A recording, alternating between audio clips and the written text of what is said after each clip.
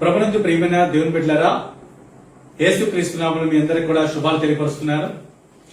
ఈ సమయంలో prayer for the nations అనే కార్యక్రమాన్ని మన ప్రియులు దేవుని యొక్క దాసులు మోస అబ్రహాం గారు దిగ్విజయంగా ఈరోజు 70వ రోజులకు నడిపించడానికి దేవుడు కృప చూపించారు. వాస్తవానికి నేను ఈ రోజని అనుకోలేదు. అయినప్పటికీ దేవుడి యొక్క మహాకృపను బట్టి 70 అనే మాటను వినడానికి నేను చాలా ఇష్టపడుతూ ఉన్నాను. 7 అనే సంఖ్య కోసం నిజం చెప్పాలంటే. కాబట్టి ఈ రోజు 70వ రోజు ప్రయాణంలో నన్ను ఈ 70వ మైలులోకి తీసుకొచ్చినందుకు నిజంగా దేవుడికి కృతజ్ఞుడును. మరొకసారి దేవ సేవకులు మోస అబ్రహాం గారికి, అలాగే అమ్మగారికి, లేకపోతే ఆ కుటుంబానికి యేసుక్రీస్తును వందనాలు తెలియపరుస్తూ ఉన్నాను. ఈ యొక్క కార్యక్రమాన్ని ప్రార్థనతో ప్రారంభించుకుందాం.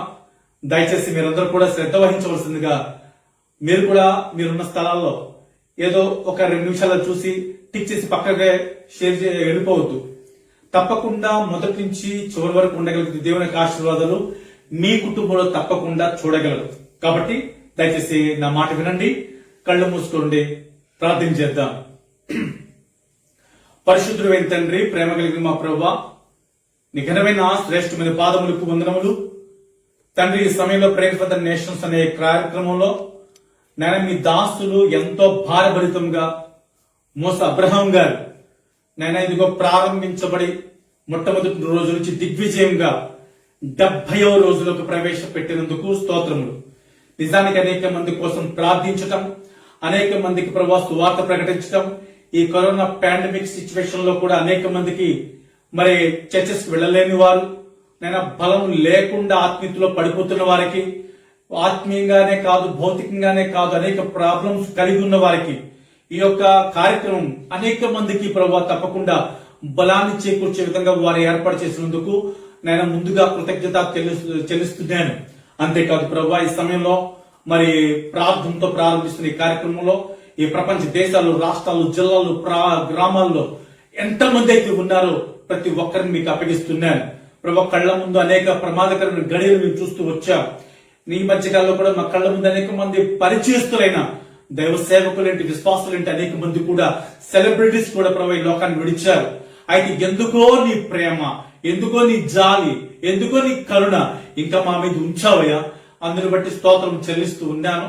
ఈ యొక్క కార్యక్రమాన్ని ఈ రోజు ఇటు రీతిగా నేను ప్రార్థనతో ప్రారంభిస్తుండగా ఎంతమంది అయితే ప్రభువులైనా ఈ యొక్క కార్యక్రమం లైవ్ లోకి పెడుతున్నారో ప్రతి ఒక్కరు కూడా ఏమాత్రం అశ్రద్ధ వహించకుండా, నేను ఈ కార్యక్రమాన్ని ఎంతమంది చూశారని కాదు కానీ తప్పకుండా ఒక వ్యక్తి అయినా సరే ప్రభువా ఈ వాక్యం ద్వారా దేవుడు నాతో మాట్లాడాడు, మార్చాడు అని ఒక తీర్మానం కలిగిన స్థితి తప్పకుండా దయచేయమని కోరుతూ యేసు క్రీస్తు నామములో ప్రార్థించి స్తుతించి గణపతి వేడుకుంటున్నాము తండ్రి, ఆమేన్. ప్రియ దేవుని బిడ్డలారా, ఈ సమయాన్ని ప్రార్థనతో ప్రారంభిస్తున్నాం కనుక ఈ సమయంలో ఒక పాట పాడుకుందాం. పాట మా కుమార్తె అయిన ప్రిన్స్ లాజరస్ పాడుతూ ఉంటది. దయచేసి మీరు కూడా ఈ పాట వస్తే తప్పకుండా ఏకీభించవలసిందిగా కోరుతూ ఉన్నాను. ఈ పాట విందా.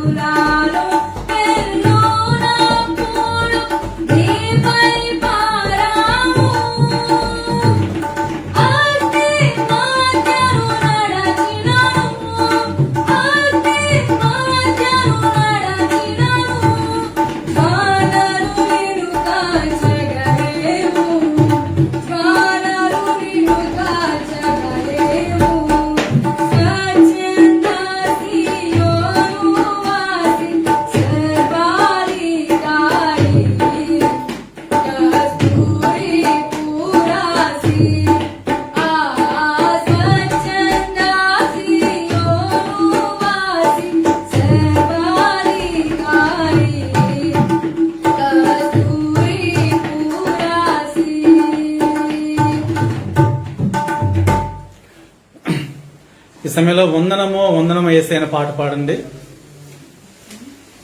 వందనము వందనము యేసయ్య అనే పాట.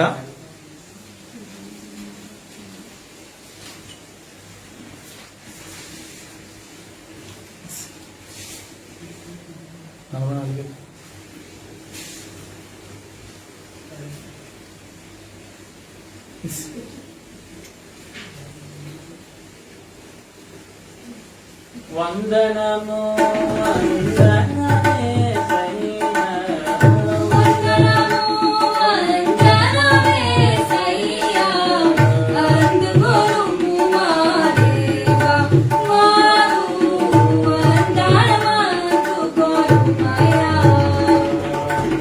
వందనము వందనమే సయ్యా, వందనము వందనమే సయ్యా, అందుకొనుము మా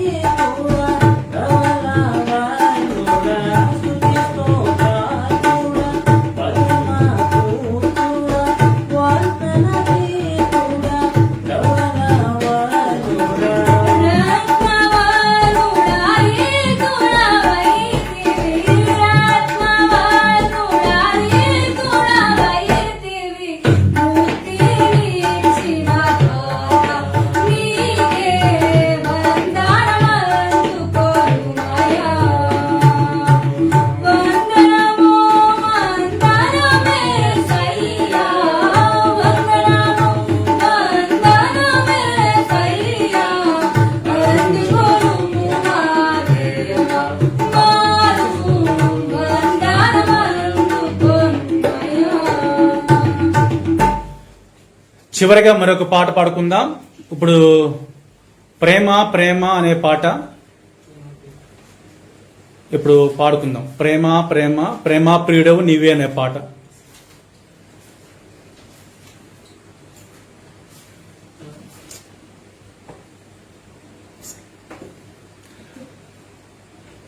ప్రేమా ప్రేమా ప్రేమా ప్రియుడవు నీవే ఆనందమా ఆనందమే ఆనందమే నీ ప్రేమ రుచించిన నాడే నన్ను నేను మరచితినయ్యా. నీ ప్రేమ రుచించిన నాడే నన్ను నేను మరచితినయ్యా. నీ ప్రేమాధికమయా నాపై నీ ప్రేమాధికమయా నీ ప్రేమాధికమయా నాపై నీ ప్రేమాధికమయా. ప్రేమా ప్రేమా ప్రేమా ప్రియుడవు నీవే ఆనందమానందమే ఆనందమానందమే పరలోక ప్రశస్త రాజా ప్రేమతోనే తెచ్చినావా. పరలోక ప్రశస్త రాజా ప్రేమతోనే తెచ్చినావా.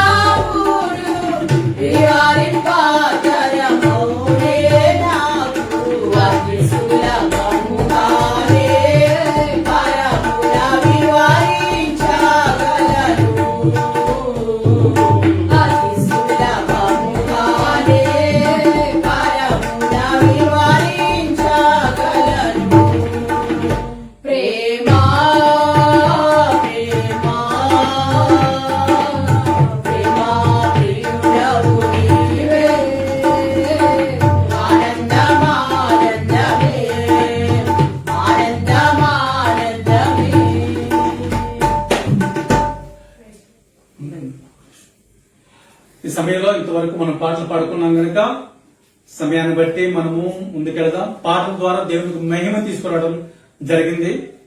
ఎందుకంటే దేవుణ్ణి స్తుతించడానికి పాటల ద్వారా అవకాశం ఇచ్చాడు దేవుడు. దేవుడు ఏమై ఉన్నాడో దాన్ని బట్టి మనం ఇంతవరకు ఈ పాటల ద్వారా గణపరిచాం. అది చివరిగా ఒక పల్లవి, బైబిల్ ఉన్నవారు మీరు ఎవరైతే లైవ్ లో ఉన్నారో, నా దగ్గర బైబిల్ ఉందండి, జస్ట్ ఓన్లీ మొబైల్ ముందు కూర్చుని ఇలా అంటలేదండి అన్నవారు, తప్పకుండా మీరు బైబిల్ ఉంటే బైబిల్ ఎత్తి పట్టుకుని మాతో పాటు ఈ కోరస్ ని పాడవలసింది కోరుతున్నాను. బైబిల్ ఉన్న వారు తప్పకుండా మాతో పాటు చేతులు ఎత్తి ఈ బైబిల్ ఎత్తి పట్టుకొని కోరస్ పాడవలసిందిగా కోరుతున్నాను.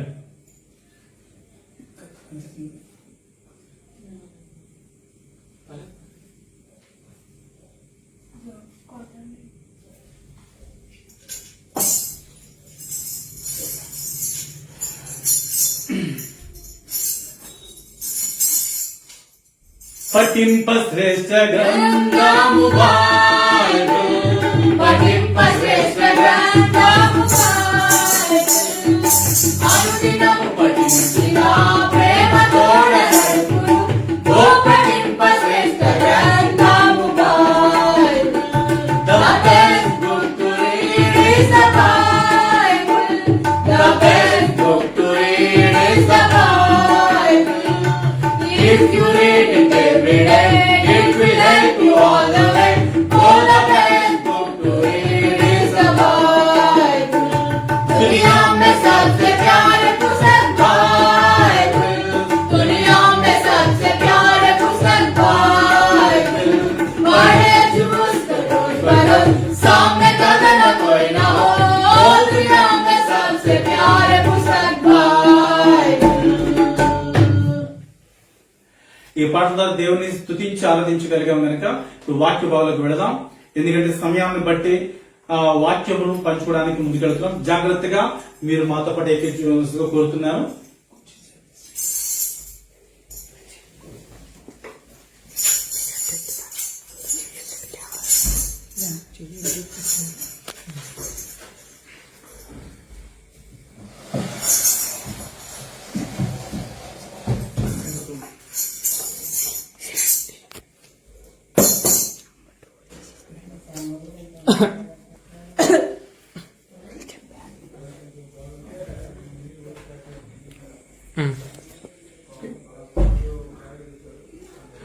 మరొకసారి యేసుక్రీస్తు ప్రభు వారి పేరిట లైవ్ లో ఉన్న ప్రతి ఒక్కరికి హృదయపూర్వక వందనాలు. ప్రేయర్ ఫర్ ద నేషన్స్ అనే కార్యక్రమాన్ని స్థాపించిన మా ప్రియులు మోసా అబ్రహాం గారికి, అలాగే కుటుంబానికి, అంతకు ముందు 69 రోజుల వరకు ఎంతమంది అయితే ఇంతవరకు లైవ్ లో పార్టిసిపేట్ చేస్తారో ప్రతి ఒక్కరికి కూడా హృదయపూర్వక వందనాలు. నా కోరిక ఒకటి, వాక్యం చెప్పే టైంలో లైవ్ లోకి వస్తున్న వాళ్ళు ఏం చేసే అలవాటు ఉందంటే, ఒక టాపిక్ అలా నొక్కుతారు, తర్వాత పక్కకి వెళ్ళిపోతారు, ఇంకోటి చూస్తారు. అలా చేయొద్దు. దయచేసి నా మాట అర్థం చేసుకోండి. దేవుని చిత్తమైతే దేవుని వాక్యం మనతో మాట్లాడేది ఉంది కాబట్టి, మాట్లాడే దేవుడు మన మధ్య ఉన్నాడు కనుక, మాట్లాడిన వాడు కనుక కాదు కనుక, ఈ రాత్రి లైవ్ లో ఉన్న మీరు ప్రభు ఈ రాత్రి నాతో మాట్లాడు ప్రభు అని చెప్పి ప్రార్థనాపూర్వకంగా ఉంటే దేవుడు మనతో మాట్లాడుతాడు, మాట్లాడి తీరుతాడు. చిన్న మాట ప్రార్థన చేసుకుందాం.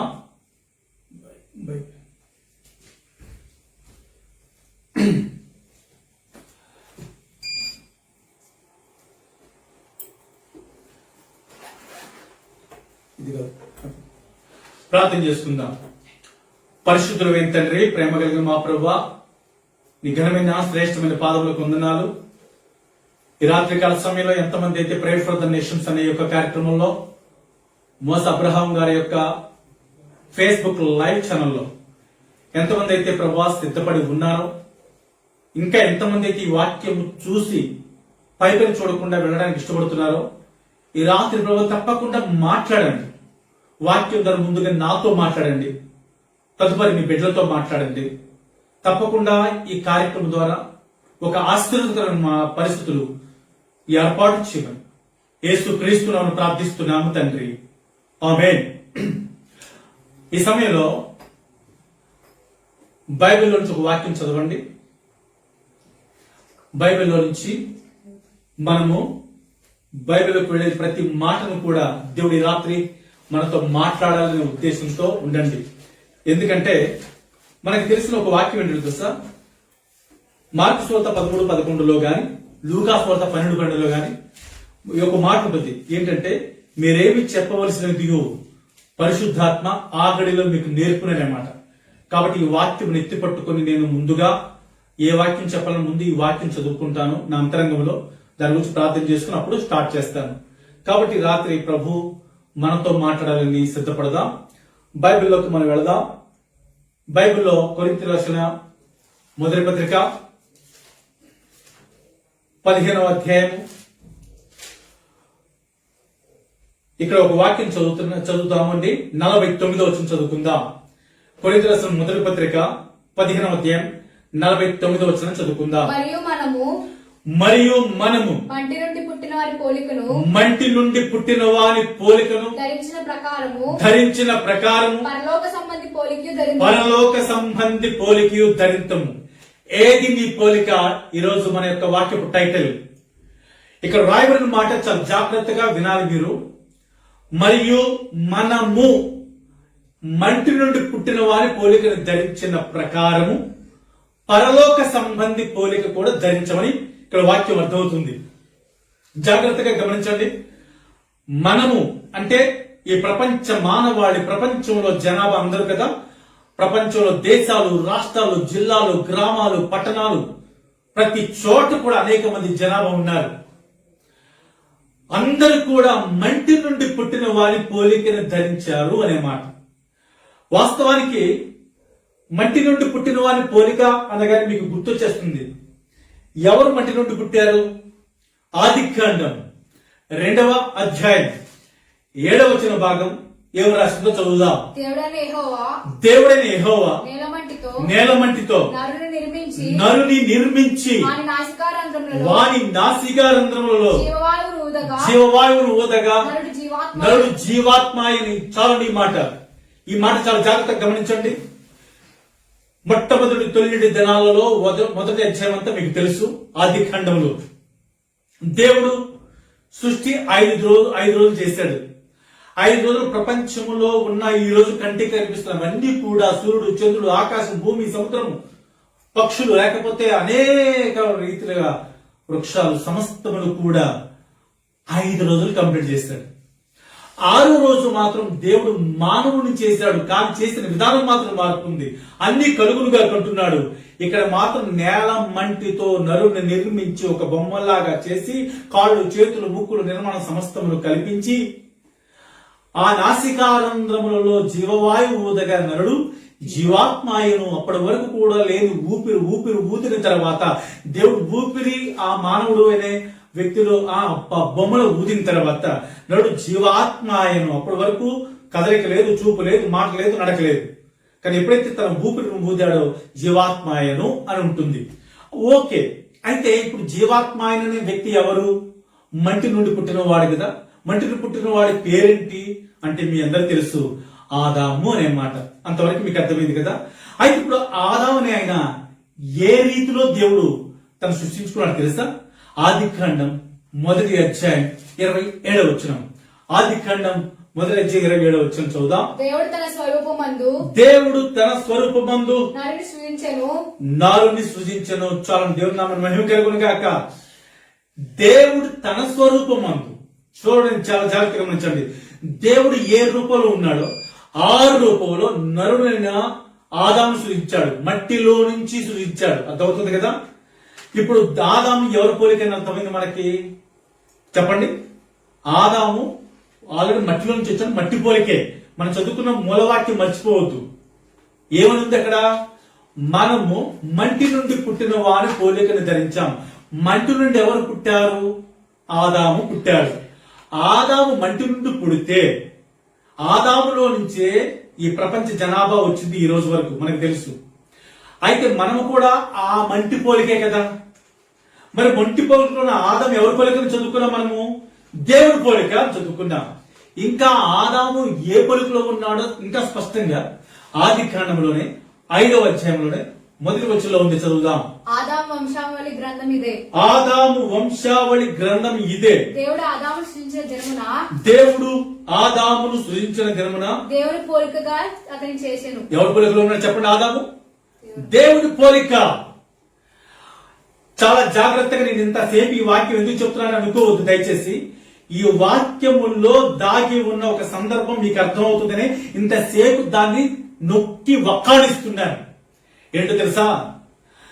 మనము మంటి నుండి పుట్టిన వాని పోలికను ధరించాము. అంతవరకు మీకు అర్థమైంది కదా? అయితే ఏ పోలిక ధరించమంటున్నాడు? పరలోక సంబంధి పోలిక. మంటి నుండి ఎవరు పుట్టాడు? ఆదాముని తీశాడు దేవుడు. ఆదాము ఎవరి పోలికలో ఉన్నాడు? దేవుని పోలికలో ఉన్నాడు. ఇంతవరకు మీకు అర్థమైంది కదా? ఎందుకంటే నా వాక్యము ప్రారంభించిన తర్వాత ఎండింగ్ వరకు లింక్ ఉంటుంది అనే తలంపుతోనే మిమ్మల్ని ప్రేమతో రిక్వెస్ట్ చేస్తూ ఈ వాక్యంలోకి వెళుతున్నాను. మంటి నుండి పుట్టిన ఆదాము పోలిక ఏ పోలిక ధరించాలి? పరలోక సంబంధి పోలిక. పరలోకలు ఎవరున్నారు? పరలోకంలో కొలస్సీ 3:1 ఎవరున్నారో చాలా స్పష్టంగా రాయబడిన మాట చదువుదాం. కొలస్సీ రాసిన పత్రిక 3:1 వచ్చిన మీరు క్రీస్తుతో కూడా లేపబడిన వారైతే, క్రీస్తుతో కూడా లేపబడితే మీరు పైనున్న వాటినే వెతుకుడి. పైనున్న వాటిని వెదకుడి. అక్కడ క్రీస్తు అక్కడ క్రీస్తు దేవుని కుడి పార్శ్వమందు ఉన్నాడు. దేవుని మహిమ కలుగును గాక. చాలా జాగ్రత్తగా గమనించండి ఈ మాట. క్రీస్తుతో లేపబడితే మనం పైనున్న వాటిని, అంటే పైన ఫ్యాన్ కనబడుతుంది, అది కాదు వెతకడం. పైన బిల్డింగ్ కనబడుతుంది, పిఓపి కనబడుతుంది, అది కాదు వెతకటం. పైనున్న వాటిని వెతకుడు అంటే ఆకాశములో ఉన్న స్థలం అని అర్థం. ఆకాశంలో ఏముంది? పైన నువ్వు ఉన్నది ఏమిటి అని అంటే స్పష్టంగా పరలోకం.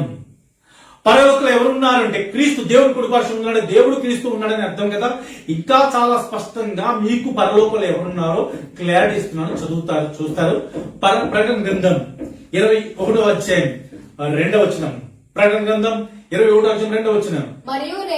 మరియు నేను నూతనమైన యెరూషలేమును ఆ పరిశుద్ధ పట్టణము తన భర్త కొరకు అలంకరింపబడి పెండ్లి కుమార్తె వలె సిద్ధపడి ఎక్కడి నుంచట? పరలోకమందున్న దేవుని యొద్ద నుండి దిగి వచ్చి, అంటే పరలోకమందున్న దేవుడు. మీకు అర్థమైంది కదా? ఇప్పుడు పరలోక సంబంధి పోలిక అంటే పరలోకమందున్న దేవుడు ఎక్కడ? దేవుడు. దేవుడితో పాటు కుడి పార్శ్వమున ఎవరు కూర్చున్నారు? క్రీస్తు ప్రభువారు. ఇంకా పరలోకంలో ఎవరున్నారు చెప్పంటారా? యెషయా గ్రంథం 6వ అధ్యాయం 2వ వచనం. యెషయా గ్రంథము 6వ అధ్యాయం 2వ వచనం. ఆయనకు పైగా శరాపులు నిలిచి ఉండిరి. ఆయనకు పైగా శరాపులు నిలిచి ఉండిరి. ఒక్కొక్కరికి 6 రెక్కలుండెను. ప్రతి వాడు 2 రెక్కలతో తన ముఖమును రెండుతో తన కాళ్లను కప్పుకొనుచు రెండుతో ఎగురుచుండెను. వారు సైన్యములకు అధిపతి యెహోవా పరిశుద్ధుడు పరిశుద్ధుడు పరిశుద్ధుడు సర్వలోకము ఆయన మహిమతో నిండి ఉన్నదని గొప్ప స్వరముతో గాన ప్రతి గానములు చేయుచుంది. పరిశుద్ధుడు పరిశుద్ధుడు పరిశుద్ధుడు పరిశుద్ధుడు పరిశుద్ధుడు అని నిత్యము దూతలతో కొనియాడబడుచున్న యేసయ్య. నిత్యము దూతలతో కొనియాడబడుచున్న నా యేసయ్య. వందనం వందనం వందనం వందనం. సర్వలోకని మహిమతో నిండియున్నది దేవా.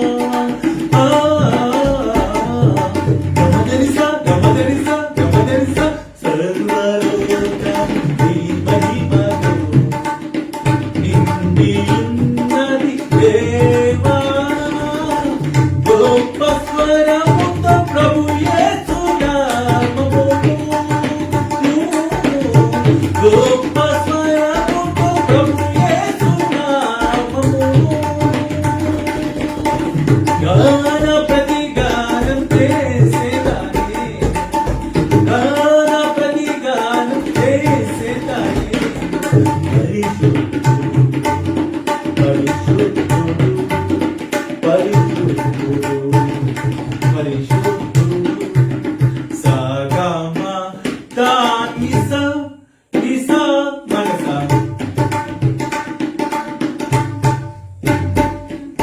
పరిశుద్ధుడు సగమద గమదని మదనిస దనిసగ మగసని గసనిద సనిదమ గమగస పరిశుద్ధుడు సగమ గమత మదని దనిస దసని సని దనిద మద మగ మగ సగమ గమత మదని దనిస నిసగ దసని సని దనిద మద మగ మగ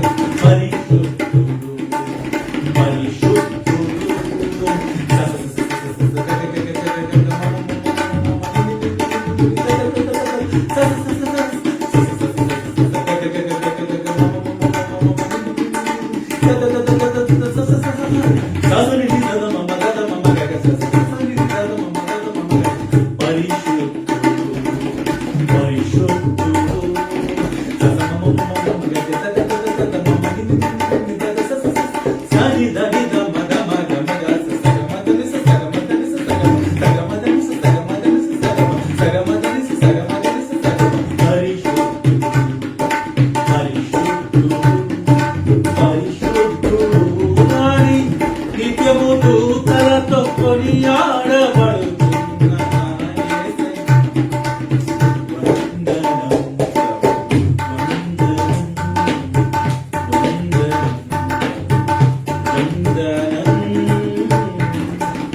పరలోక సంబంధి పోలికంటే పరలోకంలో దేవుడు ఉన్నాడు. దేవుడితో పాటు కుడిపక్షం ప్రభుని యేసుక్రీస్తు ప్రభు ఉన్నారు. యేసుక్రీస్తు ప్రభు వారితో పాటు శరాపులనే మహాదూతలు ఉన్నారు. అంటే పరలోకంలో ఉన్న సంబంధి పోలిక అంటే దేవుని పోలిక ధరించిన ఆదామే కదా. వాస్తవానికి దేవుడు చెప్తున్న మూలవాక్యం మర్చిపోవద్దు. మనం చదువుకోవాలి కొరింథీ మొదటి పత్రిక 15:49లో మనము మంటి నుండి పుట్టిన వారి పోలికని ధరించాం. మనము మంటి నుండి ఎవరు పుట్టారు అని చూస్తే చదువుకున్నాం కదా.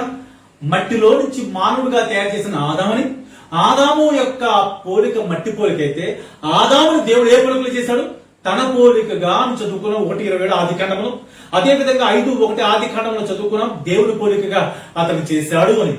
అలాంటిది ఆదాము దేవుని పోలిక అయితే ఆదాము నుంచి వచ్చిన ప్రపంచ జనాభా ఎవరి పోలిక చెప్పాలి మీరే? దేవుని పోలిక. మరి దేవుని పోలికే కదా. మరి నీ పోలిక కూడా దేవుని పోలికేనా? ప్రశ్న వేసుకో. అయితే మూలవాక్యం ఏం రాశాడు? మనం మంటి నుండి పుట్టిన వారి పోలికను ధరించాము కాబట్టి ఇప్పుడు ఏ పోలిక ధరించాలి? పరలోక సంబంధి పోలిక. పరలోకం ఎవరు చదువుకున్నాము ఇప్పటి వరకు? దేవుడు, ప్రభు యేసుక్రీస్తు ప్రభు వారు. చూసాం కదా. అయితే ఆల్రెడీ పరలోకంలో దేవుడు పోలిక ధరించమంటున్నాడు అంటే ఆదాము ఏ పోలికలో ఉన్నాడని చదువుకున్నాం ఇప్పటి వరకు? దేవుని పోలికే. దేవుని పోలికలో ఆదాము ఉంటే మనం కూడా దేవుని పోలికే కదా. మరి దేవుని పోలికైనా మనం మరలా పరలోక సంబంధి పోలిక దేవుని పోలిక ధరించడం ఏంటి? క్వశ్చన్ వేసుకోసారి. ఆల్రెడీ మనం దేవుని పోలికనే అర్థమవుతుంది. ఎందుకు? ఆదామును బట్టి. ఆదామును బట్టి మనం దేవుని పోలిక అయితే మరలా పరలోక సంబంధి పోలిక ధరించమని అంటున్నాడు. ఏమిటి పరలోక సంబంధి పోలిక అంటే? పరలోకంలో కూడా దేవుడే కదా ఉంది. దేవుని పోలిక ధరించింది మరలా దేవుని పోలిక ఏంటి? జాగ్రత్త గమనించాలి. ఆల్రెడీ కడుపు నిండా అన్నం తిన్నావు. అన్నం తిన్న తర్వాత కూడా తినటం చూసి నీవు అన్నం తిన్నావా అని అడుగుతామా? ఆల్రెడీ నువ్వు అన్నం తిన్నావు కదా. ఆల్రెడీ దేవుడు పోలికలు ఆదాము ఉన్న తర్వాత ఆదాము నుంచి మనం వచ్చిన మనం కూడా దేవుని పోలిక అయితే మళ్ళీ దేవుని పోలిక ధరించమంటున్నాడు ఏంటి? ప్రశ్న వేసుకోసారి. దేవుని పోలికలో ఉన్నాము అనుకుంటున్నాం కదా. ఏమైంది ఈ పోలిక? బైబిల్లోకి వెళ్దాం. ఆదికాండం 2:17 దేవుడు ఒక మాట ఆదాముతో చెప్పాడు. మీరు తెలిసిన మాటలే, వాటిలో నుంచి ప్రభు మనతో మాట్లాడడం కోరుతున్నాను. చదవండి. అయితే మంచి చెడ్డల తెలివినిచ్చు వృక్షమును వృక్ష ఫలములను తినకూడదు. నీవు వాటిని తిను దినమున నిశ్చయముగా చచ్చెదవని చాలు. ఏమంటే ఇక్కడ రాసిన మాట మీరు చాలా జాగ్రత్తగా గమనించండి. మిమ్మల్ని ఒక ప్రశ్న వేస్తున్నాను. దేవుడు చెప్తున్నాడు ఆదాముతో అక్కడ 2:17 ఒక అద్భుతమైన మాట చెప్పాడు. మంచి చెడ్డలు తెలివినిచ్చే వృక్ష ఫలములు మాత్రం నీవు తినకూడదు. అర్థమైంది కదా. ఆ తినే రోజే, తినే దినమునే నిశ్చయంగా ఏమవుతావు? చనిపోతా ఉన్నాడు. చాలా జాగ్రత్తగా ఈ ప్రశ్న మీరు వేసుకోవాలి. పండు తినదినము నిత్యము చచ్చదువు అన్నాడు. వాస్తవానికి ఈ మధ్య కాలంలో 2020 మార్చి నుంచి మొదలుకొని ఇంచుమించుగా 2021లో కూడా రెండవ వేవ్ లో వచ్చిన భయంకరమైన కరోనా పాండమిక్ సిచ్యువేషన్ అనేక దేశాల్లో కూడా విపరీతమైన రీతిలో మరణాలు సంభవించుకుంటూ వచ్చి మన భారతదేశం మరీ ఎక్కువగా గిన్నిస్ రికార్డ్ ఎక్కింది. చాలా మంది కూడా ఈ యొక్క భయంకరమైన కరోనా వ్యాపించిన వారు. అందులో మా సహకారి అయిన తబిత, దేవుని సేవకురాలైన ఈవిడ కూడా అసలు ఊహించని రీతిలో ప్రమాదకరమైన స్థాయికి వెళ్లిపోయింది. హోప్లెస్ అని చెప్పి డాక్టర్స్ చెప్పారు. వేరే హాస్పిటల్కి షిఫ్ట్ చేసాం. అందులో దేవుడు అద్భుతంగా వేరే వాళ్ళని ఎక్కడ బెడ్స్ దొరకపోతే దేవుడు ఎలా ఉపయోగించుకున్నాడు అవన్నీ చెప్పడానికి లైవ్ లో సమయం లేదు. కానీ ప్రభు చిత్తమైతే మరొక అవకాశం ఉంటే తప్పకుండా పంచుకుంటారు. అలాంటి సమయంలో వేరే హాస్పిటల్కి రాజమండ్రికి షిఫ్ట్ చేయడం, అక్కడ హాస్పిటల్ బెడ్స్ లేకపోయినా కానీ దేవుడు నలుగురిని ఉపయోగించుకున్నాడు. ఆ నలుగురు ద్వారా కూడా దేవుడు అక్కడికి ఉపయోగించాడు. తర్వాత చక్కని రీతిలో ఈ రోజు సజీవురాలుగా ఇప్పుడు మీ ముందు పాట పాడి ఉండడానికి కారణం దేవుడి యొక్క మహాకృప. ఈ సమయంలో నేను చెప్పే ఈ వాక్యం బట్టి మాట ఏంటంటే, ఒకవేళ ఈ ప్రపంచంలో చాలా మంది మనకి తెలిసిన సేవకులు కానీ అనేక మంది మరణించడం మనకు తెలుసు కదా. ఒక్కసారి ఆలోచించాడు, కోట్లకు పడగలెత్తిన వారు సైతం కూడా హాస్పిటల్కి వెళ్ళడానికి అవకాశం ఉన్న డబ్బు కూడా పని చేయకుండా గవర్నమెంట్ హాస్పిటల్లో పెట్టి, గవర్నమెంట్ హాస్పిటల్లో కూడా సరైన ట్రీట్మెంట్ లేక ట్రీట్మెంట్ ఉన్నప్పటికీ కూడా వారికి ఉండే లంగ్స్ ఇన్ఫెక్షన్ ద్వారా చాలా మంది కూడా మరణానికి వెళ్ళిపోయారే. ఆ ఇంట్లో చనిపోయిన రోజు సంతోషమా బాధ? చనిపోయిన రోజు ఆ ఇంట్లో సంతోషమా బాధ అని ప్రశ్న వేసుకోండి. నవ్వుతూ ఉండగలమా? కన్నీళ్లే కదా. ఇక్కడ కూడా మీరు బాగా గమనించినట్లయితే ఆదాముతో దేవుడు చెప్తున్న పండు తింటే ద్వారా చనిపోతాం అన్నాడు కదా. అన్న తర్వాత ఆదాము పండు తిన్నాడా తినలేదా? మీరు ఎవరైనా మెసేజ్లు పెట్టండి. ఆదాము పండు తిని తప్పు చేశాడా లేదా చెప్పండి అంటే తప్పకుండా తిన్నాడని చెప్తారు. మీకు ఒక ప్రశ్న వేస్తున్నాను. అసలు పండుకి ఎలా తినడం జరిగిందో 3వ అధ్యాయంలోకి వద్దాం. ఆదికాండము 3వ అధ్యాయం 2వ వచనం భాగం నుంచి చదువుదాం. అందుకు స్త్రీ ఈ తోట చెట్ల ఫలములను మేము తినవచ్చును. అయితే తోట మధ్యనున్న చెట్లు ఫలములను గూర్చి దేవుడు మీరు చావకుండానట్లు వాటిని తినకూడదని వాటిని ముట్టకూడదని చెప్పానని సర్పముతో నేను. ఈ మాట జాగ్రత్తగా నా మాట అర్థం చేసుకోండి. ఇక్కడ జరిగిన 3వ అధ్యాయం మొట్టమొదటి భాగం నుంచి అటు స్త్రీ అనే హవ్వ వెళుతుండగా అక్కడ సర్పము ఆ చెట్టులో నుంచి ఇది నిజమా అని, నిజమా అంటే తప్పేంటండి అనుకుంటాం. మీరు కూడా ఒకసారి నా ప్రియ సహోదరిలారా, మీ భర్త గారు డ్యూటీకి వెళ్ళిన తర్వాత బయటకు వెళ్ళిన తర్వాత పక్కన ఉన్న సుబ్బలక్ష్మి గారు వచ్చి వదిన ఇది నీకు తెలుసా అంటే వెంటనే ఏమంటారు? మీరు పట్టించుకోండి వెళ్ళిపోతారా? వదిన ఏంటి ఇది అని అడుగుతారా లేదా? ఏం తెలుసా ఏం చెప్పమంటే నీకెందుకులే, మొన్న ఆ పద్మం ఉంది కదా నడుచుకుంటే వెళ్తుంటే అప్పుడే వాడు వచ్చాడు సుబ్బారావు, వద్దులే మమ్మల్ని నీకెందుకు అని వెళ్ళిపోయింది అనుకోండి. మీకేమనిపిస్తుంది? అది చెప్పే వరకు మనసు పీకేస్తుంది కదా. ఇక్కడ కూడా జరిగింది అది. ఇది నిజమా అనగానే ఏంటి నిజం అని మాట్లాడగలిగింది. కలప కూడా తనకు తెలీదా? అంతేకాకుండా ఇదిగో నువ్వు పండు తింటే దేవత అవుతావు, దేవుడు చెప్పాడు తినొద్దని అంటే అవును ఏ పండుని తిను కానీ ఈ చెట్టు ఫలం మీరు తినొద్దు, మీరు చావకుండానట్లు వాటిని తినకూడదని వాటిని ముట్టకూడదని చెప్పానని తన సర్పంతో అంటున్న మాట మనం చూస్తున్నాం. చూడండి, దేవుడు మిమ్మల్ని ప్రశ్న వేస్తున్న 3:3 ప్రకారంగా దేవుడు మీరు చావకుండానట్లు వాటిని తినకూడదని వాటిని ముట్టకూడదని చెప్పానని సర్పంతో అనుంది కదా. నిజంగా దేవుడు ఈ మాట అవ్వ చెప్పినట్లుగా చెప్పాడా చెప్పలేదా? దయచేసి లైవ్ లో ఉన్న మీరు ఒకసారి మెసేజ్ పెట్టండి. దేవుడు చెప్పాడా చెప్పలేదా? దయచేసి కింద మెసేజ్ పెట్టాలి, త్వరగా పెట్టాలి. పెడుతున్నారా?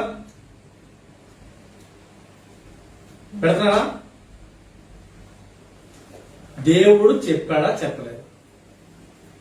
కనీసం పెట్టండి, ఏం పర్లేదు. దేవుడు చెప్పాడా చెప్పలేదా? మీరు తింటే చనిపోతారని చెప్పాడా చెప్పలేదా? ఇంకా మెసేజ్ పెట్టలేదా? లైవ్ లో లేరా మీరు?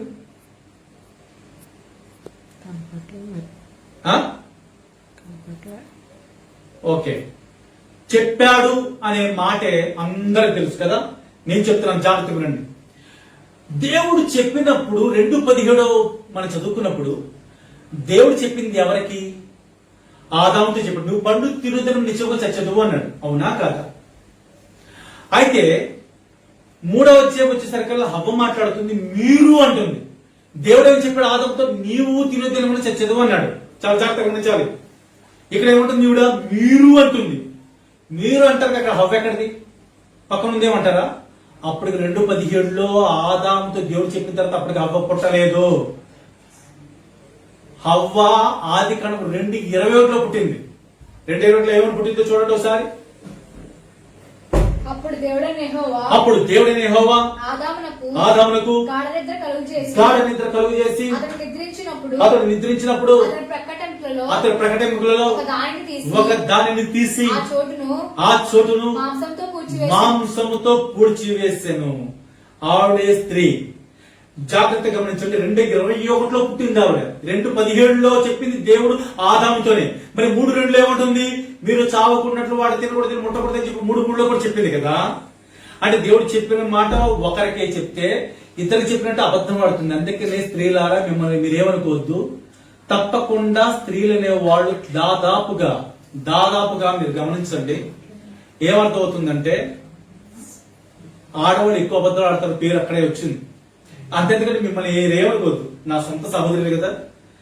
మీ ఇంటి ముందు కూరగాయలు వెళ్తా ఉంటే వంకాయలు ఎంత పావు కేజీ అంటే 5 రూపాయలు అనుకో, మీరేమంటారు? నిన్నే కాబట్టి 3కి ఇచ్చారు అంటారు. అంటే 5 రూపాయలు వంకాయలు కూడా 3కి ఇచ్చారు అనకుండా 3కి ఇవ్వచ్చు అని అడగరు. నిన్నే కాబట్టి 3కి ఇచ్చారు అంటారు. నేనే వంకాయలు అమ్మేవాడు అయితే ఏమంటాను తెలుసా? నిన్నే వంకాయ ఉండాక ఈ రోజు కూడా ఉంటున్నామని అడుగుతాను. అంటే అర్థం ఏంటి? ఆడవాళ్ళకి అబద్ధం అనేది ఎక్కడ మొదలైంది తెలుసా? హవ్వ దగ్గర నుంచి. మీరు అనే మాట వాడలేదు. తర్వాత చావకూడనట్లు వాటిని తినకూడదని, వాటిని ముట్టకూడదని, ఒకటి తీయకూడదు కలపకూడదని కలిపేసింది. మీకు అర్థమైందా? ఆ తర్వాత ఆకర్షితురాలు. ముందు సంభాషణ మొదలైందండి. సంభాషణ చాలా ప్రమాదం. ముసలం ముచ్చట చాలా ప్రమాదం. తర్వాత సంభాషణతో పాటు చెప్పిన మాట ఆకర్షితురాలైపోయింది. వెంటనే ఆ పండు తిన్నది. తిన్న తర్వాత ఊరుకుందనుకుంటారా? చూడండి 3వ అధ్యాయంలోనే 6వ వచనం చూద్దాం. స్త్రీ ఆ వృక్షము ఆహారమునకు మంచిదియు కనులకు అందమైనదియు వివేకమిచ్చు రమ్యమైనదినై ఉండట చూసినప్పుడు ఆమె దాని ఫలములలో కొన్ని తీసుకొని తిని తనతో పాటు భర్తకును ఇచ్చెను. అతడు కూడా తిని. చాలా గమనించాలి. వాస్తవానికి ఫస్ట్ తిన్నది ఎవరంటే స్త్రీ తిన్నది. చూపులకు రమ్యంగా అందంగా ఉందని, బాగుంది కదా అని చెప్పి తిన్నది. ఈరోజు చూపులకు రమ్యంగా అందంగా ఉండేది ఏంటి తెలుసా? చిన్నారి పెళ్లి కొడుకు, పూతరేకులు సీరియల్స్ బాగా అందంగా ఉంటాయంటే చాలా మంది చెప్తుంటారు. చూపులకు రమ్యంగా అందంగా ఉందా? సినిమాలు, షికార్లు, సెల్ ఫోన్లు ఓపెన్ చేసి ప్రతిదీ కూడా చెత్త చూసేది ఆకర్షణీయంగా అందంగా ఉంది కదా. జాగ్రత్త. తను తినటమే కాదు, తన భర్తకును ఇచ్చాడు. అంతవరకు బానే ఉంది. అతడు కూడా తినను. ఏంటండి? వాస్తవానికి అతడు తినొచ్చాను తినను అని అంటాం వేరు, అతడు కూడా తినను అంటే అర్థమేంటి చెప్పంటారా? ఇప్పుడు పాస్టర్ గారు ఉన్నారు, సేవకులు ఉన్నారు, దేవుని నమ్ముకున్న వాళ్ళు ఉన్నారు. సిగరెట్ తాగొచ్చా? తాపడు. సేవకుడు పాస్టర్ సిగరెట్ తాగొచ్చా? తాపడు అనుకుంటా. ఒకవేళ సిగరెట్ పాస్టర్ తాగితే ఏమంటాం మనం? అరే పాస్టర్ గారు కూడా సిగరెట్ తాగుతున్నాడు రా, పాస్టర్ గారు కూడా సినిమా చూస్తున్నాడు రా, పాస్టర్ గారు కూడా అబద్ధాడుతున్నాడు అంటాం కదా. అంటే అతడు తినకూడదు. ఎందుకు? ఫస్ట్ చెప్పింది ఎవరు? దేవుడికి. దేవుడు చెప్పింది ఎవరికి? ఆదాముకి. ఆదాముకి చెప్పిన తర్వాత ఆదాము ఏం చేయకూడదు? తినకూడదు. కానీ అతడు కూడా తిన్నాను. ఎవరి మాట విని? స్త్రీ మాట విని. మీకు ఒక మాట చెప్తున్నాను. స్త్రీకి శిరస్సు ఎవరు చెప్పు బైబిల్లో? పురుషుడు అని చెప్పి కొరింథీ 11 అధ్యాయం ఉంటుంది. స్త్రీకి శిరస్సు పురుషుడైతే, శిరస్సు అంటే తల కదా, తల భాగం పురుషుడైతే మెడ భాగం ఎవరు? స్త్రీ. తలకాయ ఏమో పురుషుడు, మెడకాయ ఏమో స్త్రీ. కానీ తలకాయ ఏమో పెద్ద కనపడుతుంది, ఇడ్డు తిరుగుతుంది. కానీ లోపల మెడకాయ మాత్రం తిరిగినట్టు కనపడదు. కానీ మెడకాయ తిరిగితేనే తలకాయ తిరుగుతుంది. చూడండి, పట్టుకొని చూడండి. అంటే స్త్రీ తిప్పినట్లుగా పురుషుడు తిరుగుతూ మొదలు పెడుతున్నాడు. ఆ రోజు పండు తినటం మొదలైంది ఫస్ట్ ఆ హవ్వ. తదుపరి ఆదాం తిన్నాడు. ఇద్దరు కూడా తిన్న తర్వాత వెంటనే చెట్టు చాటుకు వెళ్ళిపోయారు. ఇప్పుడు చెప్తున్నాను మీకు, వారిద్దరు కూడా తిని తినమని చచ్చదు అన్నాడు కదా మరి దేవుడు. చచ్చదు అన్న తర్వాత చనిపోయారా అంటే చనిపోయారని చెప్పే మాట మీరు చెప్పగలరు. ఎందుకు చెప్పమంటారా? ఎఫెసీ 2:1 ప్రకారంగా మీ అపరాధముల చేతను పాపముల చేత మీరు చచ్చిపోయిన వారై ఉండగా ఉంది కాబట్టి వారు ఆత్మీయంగా చనిపోయారని చెప్తారు. భౌతికంగా చనిపోలేదా అంటే ఆదాము ఎన్ని సంవత్సరాలు బ్రతికాడు చూడండి. ఆదికాండము 5వ అధ్యాయం 5వ వచనం. ఆదికాండము 5వ అధ్యాయం 5వ వచనం చదువుదాం. ఆదాము బ్రతికిన దినములన్నీయు ఆదాము బ్రతికిన దినములన్నీ 930 ఏండ్లు. 930 ఏండ్లు. అప్పుడు అతడు మృతి పొందాను. మొత్తం ఎన్ని సంవత్సరాలు చెప్పండి? 930 సంవత్సరాలు. ఇంతకీ ఆదాము 930 సంవత్సరాలు బ్రతికాడు కదా. మరి తిన్న దినములు ఇచ్చోకు చచ్చదు అన్నాడు కదా. మరి తిన్న రోజు ఫస్టే కదా, మరి చనిపోలేదే అంటే ఏం చెప్తాం మనము? ఆయన తిన్నది ఆత్మీయంగా చనిపోయాడండి, దేవుడు ఆజ్ఞను అతిక్రమించి చనిపోయాడన్న మాట అంటారు. అది వాస్తవమే. మన ఈ మధ్యకాలంలో 2-3 రోజుల క్రితం మీరు డిబేట్ చూసారు లేదో, కొంతమంది హైందవులు మతోన్మాదులు ఒక డిబేట్ పెట్టారు. ఆ డిబేట్ లో చాలా మంది పేర్లు నాకు చెప్పడం ఇష్టం లేదు. హమారా ప్రసాద్ గారిని అయినప్పుడు చెప్తున్నాను. జనశక్తికి సంబంధించిన ఇంకొక 2-3 ఎవరు ఉన్నారు. తర్వాత మన సేవకులు కూడా కొంతమంది పార్టిసిపేట్ చేశారు. అందులో టిఎస్ కుమార్ గారని, తర్వాత జాన్ఫల్ గారని కొంతమంది ఎవరో పార్టిసిపేట్ చేశారు, కృపారావు గారని. ఆ సమయంలో ఒక టాపిక్ వచ్చింది. ఆ టాపిక్ ఏంటంటే, తిమిదినము చచ్చదు అన్నాడు దేవుడు. చచ్చదు అన్న తర్వాత ఆదాము 930 సంవత్సరాలు బ్రతికాడు కదా. అంటే ఆదాం తిన్న రోజు చనిపోలేదు అంటే అబద్ధం రాసిన బైబిల్ అని చెప్పి చాలా డిస్కషన్ జరుగుతుంటే అనేక మంది ఏదో చెప్తున్నారు. నాకు చాలా బాధ కలిగింది. వెంటనే నేను లైవ్ లోకి వెళ్ళిపోయిన తర్వాత ఓపెన్ చేస్తారు, నన్ను కూడా లైవ్ లో తీసుకున్నప్పుడు మీరు కావాలంటే చూడండి, 2 రోజుల క్రితం 3 రోజుల క్రితం కావాలంటే అది లింక్ పెట్టమని తర్వాత పెడతాను. ఆ మధ్యలో జస్ట్ ఒక 2 నిమిషాలు ఉంటుంది అంతే. ఆ టాపిక్ ఏంటంటే జాగ్రత్తగా వినండి. దేవుడు చెప్పిన మాట పండు తినని నిత్యం చచ్చదు అన్నాడు. కానీ ఆదాం చనిపోయాడా అంటే చనిపోలేదు అనే మాట 930 సంవత్సరాల వయసును బట్టి అర్థమవుతుంది. కానీ భౌతికంగా చనిపోలేదు అని అనుకుంటారు చాలా మంది. కానీ భౌతికంగా కూడా చనిపోయాడండి అని చెప్పి నేను రుజువుపరిచిన ఒక అద్భుతమైన వాక్యం ఏంటో తెలుసా? చూద్దాం, బైబిల్లో వెళదాం. పేతురు రాసిన 2వ పత్రిక 3వ అధ్యాయం 8వ వచనం. పేతురు రాసిన 2వ పత్రిక 3వ అధ్యాయం 8వ వచనం చదువుదాం. ప్రియులారా, ఒక సంగతి మర్చిపోకుడి. ఏమనగా ప్రభు దృష్టికి ఒక దినము 1000 సంవత్సరముల వలెను. చాలండి. దేవుడి దృష్టి ఒక దినం ఎంత? 1000 సంవత్సరాలు. దేవుడి దృష్టికి 1 డే 1000 సంవత్సరాలు అయితే ఆదాం ఎన్ని సంవత్సరాలు బ్రతికాడు? 930 సంవత్సరాలు బ్రతికాడు. ఇంకా కొంచెం గ్యాప్ ఉంది. 1000కి ఎంత? 70 సంవత్సరాలు. 70 సంవత్సరాలు పూర్తి అయితే 1000 సంవత్సరాలు అవుతుంది. అయితే ఆదాం 930 సంవత్సరాలు బ్రతికాడు. దేవుడి దృష్టికి 1000 సంవత్సరాలు ఒక దినం అయితే దేవుడు ఏర్పాటు చేస్తున్న ఒక దినము పూర్తి కాకముందు ఆదాం చనిపోయాడా లేదా? దినమును చనిపోయాడు. వాక్య ప్రకారంగా ఈ ఎవిడెన్స్ చెప్పిన తర్వాత మరి మిగతా 70 సంవత్సరాలు అంటున్నారు ఆయన లలిత్ కుమార్ గారు. నేను 70 సంవత్సరాలు అన్నా ఆ 1000 సంవత్సరాలని దినములోనే కదండి అని చెప్పి నేను చెప్పాను. తర్వాత వెంటనే ఇది కాదు కట్ చేశాను. మీకు అర్థమవుతుందా? కాబట్టి భౌతికంగా కూడా దేవుడు ఆదాం చనిపోయాడండి. ఇక్కడ మీకు జాగ్రత్తగా వినండి. భౌతికంగా 930 సంవత్సరాలు చనిపోయినప్పటికీ, ఆత్మీయంగా చనిపోయినప్పటికీ, భౌతికంగా 930 సంవత్సరాల తర్వాత 1000 సంవత్సరాలు పూర్తి కాల దేవుడి దృష్టికి ఒక దినంలో ఆ రోజు చనిపోయాడు. ఓకే, ఇప్పుడు నేను చెప్పే అసలు టాపిక్ ఏంటంటే, ఆదాము దేవుడు పోలికే కదా. మరి చనిపోయిన తర్వాత చనిపోయిన తర్వాత ఏ కుటుంబంలోని బాధే ఉంటుంది. ఇక్కడి నుంచి మీరు ఒక మాట చదవండి. ఆదికాండం 5వ అధ్యాయం 3వ వచనం. ఆదికాండం 5వ అధ్యాయం 3వ వచనం. ఆదాము 130 ఏండ్లు బ్రతికి తన పోలికగా తన స్వరూపమున కుమారుని కని అతనికి షేతు అని పేరు పెట్టాడు. చాలండి, జాగ్రత్తగా అబ్జర్వ్ చేయాలి మాట. ప్రతిది కూడా సబ్జెక్ట్ పూర్వక పైపు నేను వెళ్ళడం లేదు. ఇక్కడ ఆదాము తర్వాత ఆదాము ఒక కుమారుడు కన్నాడు. ఏ పోలికను రాశారు ఇక్కడ చదవండి. తన పోలిక. ఏ పోలిక? ఆదాము పోలిక. పైన 1వ వచనం చదువుకున్నాం కదా. ఆదాం ఎవరి పోలిక? దేవుడి పోలిక. దేవుడి పోలికలో పుట్టిన ఆదాము కుమారుడు కూడా ఎవరి పోలికలో ఉండాలి? దేవుడి పోలిక ఉండాలి. కానీ ఏ పోలిక రాశాడు? ఆదాము ఒక కుమారుడు తన పోలికగా అంటే దేవుని పోలిక పోయింది. దేవుని పోలిక పోయి ఎవరి పోలిక వచ్చిందో తెలుసా? ఏదైతే దేవుడు చెప్పాడో పండు తినొద్దని చెప్పిన తర్వాత పండు తిన్న తర్వాత వీరిద్దరూ కూడా దిగంబరులుగా ఉన్నామని చెప్పి వెంటనే చెట్టు చాటుకి వెళ్లిపోయారు, అంజురపు ఆకులు కట్టుకుని కదా. దేవుడు వచ్చాడు, ఆదామా ఎక్కడ అంటే చల్లపోటున ఏమన్నాడు, చెట్టు చాటు దాక్కునంటే ఏంటి తినొద్దని చెప్పిన పండు తిన్నావా అని ప్రశ్న వేశాడు. వేసిన తర్వాత అప్పుడు ఏమన్నాడు చదువుదాం. ఆదికాండం 3వ అధ్యాయం. ఎవరి సబ్జెక్ట్ పరంగా వస్తున్నానంటే ఏదో స్టోరీ చెప్పట్లేదు. ఈ వాక్యంలో ఈ రాత్రి మీ పోలిక స్పష్టంగా ఏంటో తెలుసుకోవాలని నా కోరిక. జాగ్రత్త చదువుదాం. 3వ అధ్యాయం, ఆదికాండం 3వ అధ్యాయం. ఇక్కడ ఆదాముతో మాట్లాడుతున్న మాటలో చూడండి 11 వచ్చి చదువుదాం. అందుకాయన నీవు దిగంబరవని నీవు దిగంబరివని నీకు తెలిపిన వాడెవడు నీకు తెలిపిన వాడెవడు, నీవు తినకూడదని నీవు తినకూడదని నేను నీకు ఆజ్ఞాపించిన నేను నీకు ఆజ్ఞాపించిన వృక్ష ఫలములు తింటివా వృక్ష ఫలములు తింటివా అని అడిగాను. అని అడిగాను. అందుకు ఆదాము అందుకు ఆదాము నాతో నుండుటకు నాతో ఉండుటకు నీవు నాకు ఇచ్చిన ఈ స్త్రీయే ఆ వృక్షము ఫలములు ఆ వృక్ష ఫలములు కొని నాకు ఇయ్యగా నేను తింటినా నేను. చాలా జాగ్రత్తగా గమనించాలండి.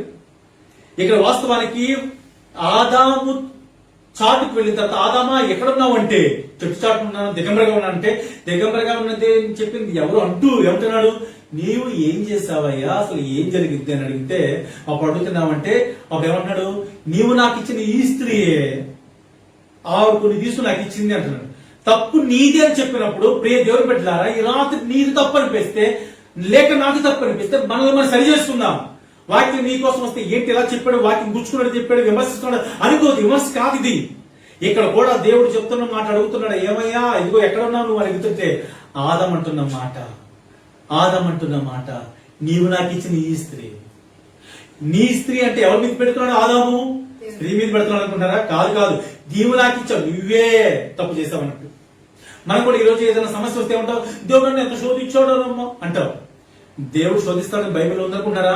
చదువుకున్న తర్వాత కొరింథీ రాసిన మొదటి అధ్యాయం 13వ వచనంలో రాస్తున్న మాట సాధారణంగా చూడండి, చదవండి అన్నమాట.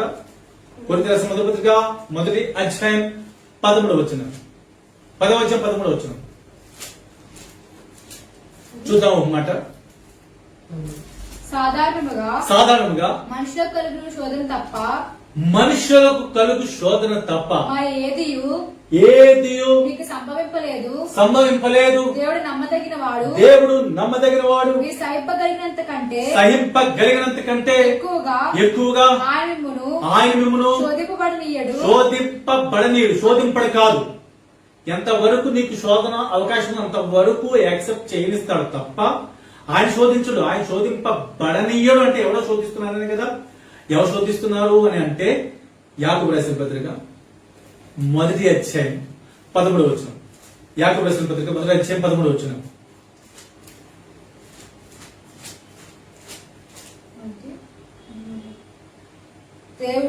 దేవుడు కీడు విషయమే శోధింపబడినాడు. ఆయన ఎవరిని శోధింపడు గనుక ఎవడైనా శోధింపబడినప్పుడు నేను దేవుని చేత శోధింపబడుచున్నాను మాట పడదు. చాలా మంది దేవుడిని మాకు ఎన్ని శోధనలు పెట్టాడు. దేవుడు పెట్టాడు. దేవుడు పెట్టేది శోధన కాదు, పరిశోధన, పరీక్ష. సాధన పెట్టేది మాత్రం శోధన.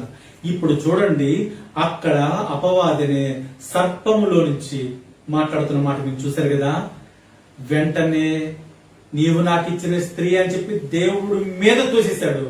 సరే కదా స్త్రీ మీద పెట్టాడని చెప్పి మరలా స్త్రీ దగ్గరికి వెళ్ళాడు దేవుడు. స్త్రీతో అంటున్నాడు, ఏంటి నువ్వు చేసిన పని చెప్పి హవ్వా అని చెప్పేసి స్త్రీని అడుగుతున్నాడు. స్త్రీ ఏమంటుంది చూడండి, 3వ అధ్యాయం 12వ వచనం. అందుకు ఆదాము నాతో ఉండుటకు నాకు ఇచ్చిన ఈ స్త్రీయే ఆ వృక్షఫలం కొన్ని నాకు ఇక తిట్టినను. తర్వాత 13వ వచనం. అప్పుడు దేవుడు యెహోవా స్త్రీతో నువ్వు చేసినది ఏమిటని అడుగుగా స్త్రీ సర్పము నన్ను మోసపుచ్చునందున. ఎవరు మోసపుచ్చారంట? సర్పం. అంటే స్త్రీ కూడా ఒప్పుకోవట్లేదు నేను తప్పు చేశానని. ఎవరు మోసపుచ్చారంట? ఎవరు వెళ్ళమన్నారు సర్పం దగ్గరికి? ఎవండి, మన సినిమా హాల్కి సినిమా చూసి వచ్చిన తర్వాత అయ్యో నాకు సమస్యలు వచ్చినంటే కుదరదు. అక్కడ నువ్వు వెళ్ళకూడదంటే, చూడకూడదు దృశ్యాలు చూడకూడదంటే, మాట్లాడకూడదు దృశ్యాలు మాట్లాడకూడదంటే. కాబట్టి నీవు నాకు ఇచ్చిన స్త్రీయే. తర్వాత స్త్రీ అంటుంది సర్పం నన్ను మోసపుచ్చిందని. మరి దేవుడు సర్పం దగ్గరికి వచ్చాడు. సర్పం ఏముంటుందో చూడండి, చాలా జాగ్రత్తగా గమనించండి. తర్వాత 14వ వచనం. అందుకు దేవుడైన యెహోవా సర్పముతో నీవు దీన్ని చేసినందున పశువులన్నిటిలోను భూజంతువులన్నిటిలోను శపించబడిన దానివై నీ కడుపుతో ప్రాకుచు నీవు బ్రతుకు దినములన్నిటిను మన్ను తిందువు. చూడండి, చాలా జాగ్రత్తగా గమనించండి. సర్పంను దేవుడు శపించేసినప్పటి వరకు సర్పం నడుస్తూ ఉండేది అనుకుంటా, అందుకనే ప్రాకుతా ఉన్నాడు. అంతవరకు మీకు అర్థమైంది పాము గురించి. సర్పము ఇంకో మాట కూడా అంటున్నాడు, కడుపుతో ప్రాకుచు. ఇది జరుగుతుంది. ఇప్పుడు రెండవది, నువ్వు బ్రతుకు దినములన్నీ ఏం తింటావు? మన్ను తింటావు. చెప్పండి, బ్రతుకు దినములన్నీ ఏం తింటావు? మన్ను తింటావు. అంతవరకు మీకు అర్థమైంది కదా. ఇక్కడ బ్రతుకు దినంలో మన్ను తింటావు అంటే ఈ రోజు పాము ఏం తింటుంది? చాలా మంది అంటారు పాలు తాగుతుందండి. పాలు ఇప్పుడు సంవత్సరానికి ఒకసారి నాలుగు చవితి రోజు రాస్తారు, పోస్తారు. అది కాదు కదా, మిగతా రోజులంతా పాలు పోస్తున్నారా? బ్రతుకు దినములన్నీ ఏం తింటుంది? మన్ను తింటుంది. కాబట్టే అది బ్రతుకుతుంది అని మనకు అర్థమవుతుంది. అంతవరకు అర్థమైంది కదా. అయితే పాము మన్ను తింటే, పాము అంటే ఏమిటి? ప్రకటన గ్రంథం, ప్రకటన గ్రంథం చాలా జాగ్రత్తగా గమనించాలి. సబ్జెక్ట్ వెళుతుంది, కొంత తొందరగా ముగిస్తాను. చూడండి, 12వ అధ్యాయం. ఇక్కడ మనము 9వ వచనం చదువుకుందాం. కాగా సర్వలోకమును మోసపుచ్చుచు అపవాదనియు సాతాననియు పేరుగల ఆది సర్పం. చాలండి, ఆది సర్పం అంటే ఆది అంటే ఇప్పుడు మొట్టమొదటిలో ఉన్న సర్పం పేరు అపవాదని, సాతానని పేరు. ఇంకెంతవరకు అర్థమైంది కదా. పామేమో మన్ను తింటుంది, సర్పము ఆది సర్పం పేరేంటి? సాతాన్ పేరు పెట్టి ప్రకటన 12:9 మనం చదివాం. ఇప్పుడు సర్పము సాతాన్ అయితే జాగ్రత్త గమనించాల్సి మనం సర్పం ఏం తింటుంది? మన్ను తింటుంది. సర్పము సాతాన్ అయితే సాతాను కూడా ఏం తింటున్నట్టు? మన్ను తింటున్నాడు. మన్ను అంటే ఏంటి? మంటిలో నుంచి ఎవరు వచ్చారు? మానవుడు వచ్చాడు. అంటే సర్పము పాము మట్టే తింటుంది. పాము అంటే సాతాను, మట్టిలోంచి వచ్చిన మానవుడు తింటున్నాడు. ఈ రోజు మానవుడు తన కంట్రోల్లోకి వెళ్ళిపోయి అబద్ధాలు, మొదలు, తలంపులు, చూపులు, మాటలు, క్రియలు, చెవులు, వినికిడి, ప్రతి మాట కూడా మీరు చూడగలిగితే ఏ విషయంలో కూడా మానవుడు ఈ రోజు కూడా పూర్తిగా నిలబడలేకపోవడానికి కారణం తెలుసా? సాతాను అనే వాడు ప్రత్యేకంగా మనిషిని తింటూ ఉన్నాడు. అందుకని రాస్తాడు యెషయా గ్రంథం 1:6లో, అరికాలు మొదలుకొని నడినెత్తి వరకు ఎక్కడ చూసినా పుండ్లు, గాయములు, దెబ్బలు, పచ్చి పుండ్లు, తైలముతో మెత్తని చేయడం, స్వస్థత కొంచెమైనను లేదు. తల నుంచి అరికాలు ప్రతి భాగం కూడా పూర్తిగా మనిషికి తలనొప్పి అంటాడు. కొద్దిసేపు కట్టి చూపు కనపట్లేదండి, సరిగ్గా కాళ్ళు నొప్పి, ఏదో ఒక ప్రాబ్లం చెప్తున్నాడంటే మంటి అనే మానవుడుని సాతాను అనేవాడు మింగేశాడు. ఎక్కడ మింగాడు? తలంపుల్లో మింగాడు. ఎక్కడ మింగాడు? చెడ్డ చూపులో మింగాడు. ఎక్కడ మింగాడు? నోటి మాటల్లో మింగాడు. ఎక్కడ మింగాడు? సిగరెట్ లో త్రాగుడు మింగాడు. ఎక్కడ మింగాడు? చేత్తో పట్టుకుని వాటిలో పట్టుకునేందుకు మింగాడు. ఎక్కడ మింగాడు? హృదయం అనే చోట మింగాడు. ఎలా మింగాడు? ఇదిగో దేవుడు వాక్యం తెలిసిన వాళ్ళు సహితం కూడా ఆచార వ్యవహారాలు పార్టిసిపేట్ చేస్తూ ఉంటారే, అక్కడ మింగేశాడు. ఎక్కడ మింగాడు? వెళ్ళకూడదు ప్లేస్, కాళ్ళతో నడుస్తున్నావే, అక్కడ మింగేశాడు. అర్థమవుతుందా? సర్పము మట్టి తింది. సర్పం అనే సాతాను మట్టి నుంచి వచ్చిన మనిషిగా నిన్ను తింటున్నాడు. ఇప్పుడు మన పోలిక ఎవరి పోలిక? మీరే చెప్పండి. దేవుని పోలిక కాదు, సాతాను పోలిక. ఏది నీ పోలిక? ఈ రోజు మన టైటిల్ లేదే. వాక్యం మీరు చదువుకున్నారు కదా, మనము మంటి నుండి పుట్టిన వారి పోలికను ధరించిన ప్రకారం పరలోక సంబంధి పోలిక ధరించమన్నాడు కదా. పరలోక సంబంధి పోలిక, పరలోకంలో దేవుని పోలిక ధరించమన్నాడు కదా. మట్టి నుండి ఎవరు వచ్చాడంటే ఆదాము వచ్చాడు కదా. ఆదాము మట్టి నుంచి వచ్చిన పోలిక కరెక్టే, కానీ ఆదాము ఎవరి పోలికలో పుట్టాడు? దేవుని పోలికలో పుట్టాడు.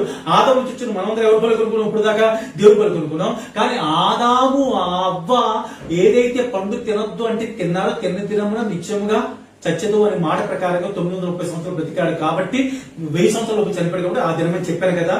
తిరిగి చనిపోయిన ఆదాం, జాగ్రత్త గమనించండి, ఆ రోజు అక్కడి నుంచి ఆ పోలిక ఎవరి పోలిక అయింది చెప్పండి? ఆదాము హవ్వ పండు తిన్నారంటే ఎవరి మాట విని తిన్నట్టు? ఆ యొక్క సర్పం మాట. సర్పం ఎవరు? సాతాను. సాతాను మాట విని పండు తినవలసిన సమయంలో జాగ్రత్త గమనించండి. పండు మట్టి తింటారని చెప్పుకున్నాం. మట్టికి సాదృశ్యమైన మానవుని ఈ దేవుడు సాతాను తింటున్నాడు. ఇంతవరకు ఇప్పుడు ఎవరి పొలికలోకి వచ్చాం? మనం సాతాను పొలికలోకి వచ్చాం. సాతాను పొలికలో వచ్చిన నీవు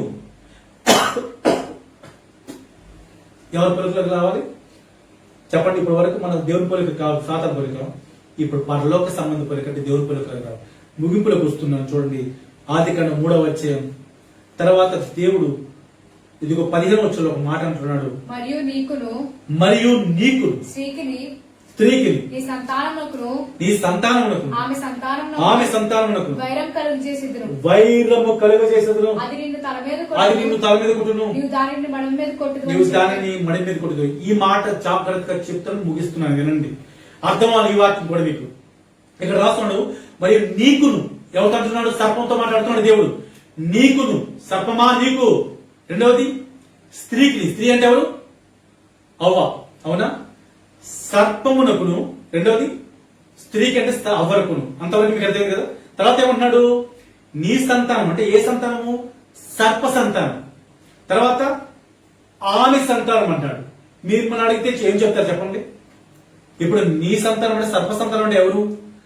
సర్పము సంతానం అంటే సర్పము కూర్చే పిల్లలు అనుకుంటున్నారా? తర్వాత ఆమె సంతానం అంటే ఎవరు? అవ్వ సంతానం అనుకుంటున్నారు కదా. కాదు, జాగ్రత్త వినండి. నీకును అంటే సర్పానికి, స్త్రీకి అంటే అవ్వకు, అంతవరకు అంటే. నీ సంతానం అంటే సర్ప సంతానం అంటే సర్పం చెప్పిన మాట విన్న అవ్వ సంతానం అని అర్థం. మరి ఆమె సంతానం అంటే మళ్ళీ అవ్వ ఉండదు అక్కడ. నీ సంతానము అంటే నీవు చెప్పిన మాట విన్న అవ్వ సంతానమునకును.